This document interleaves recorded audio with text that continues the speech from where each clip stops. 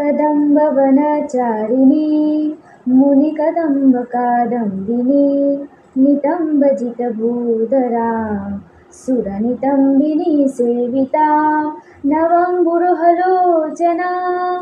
अभिनवाम्बुदश्यामला त्रिलोचनकुटुम्बिनी त्रिपुरसुन्दरीमाश्रये कदम्बवनवासिनी कनकवल्लकीधारिणी महार्घमणिहारिणी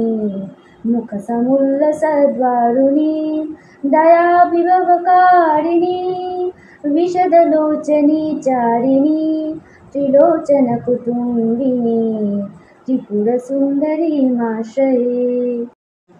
कदम्बवनशालया कुचभरोल्लसन्मालया कुचोपमितशैलया गुरुकृपालसद्वेलया मदारुणकपोलया मधुरगीतवाचालया कयापि घननीलया कवचिता वयं लीलया कदम्बवनमध्यगां कनकमण्डलोपस्थितां षडङ्गरुहवासिनीं सततसिद्धसौदामिनीं विडम्बितजपारुचिं विगतचन्द्रचूडामणिं त्रिलोचनकुटुम्बिनीं त्रिपुरसुन्दरीमाश्रये कुचाञ्चितविपञ्चिकां कुटिलकुन्तलालङ्कृतां कुशेशयनिवासिनीं कुटिलचित्तविद्वेषिणीं मदारुणविलोचनां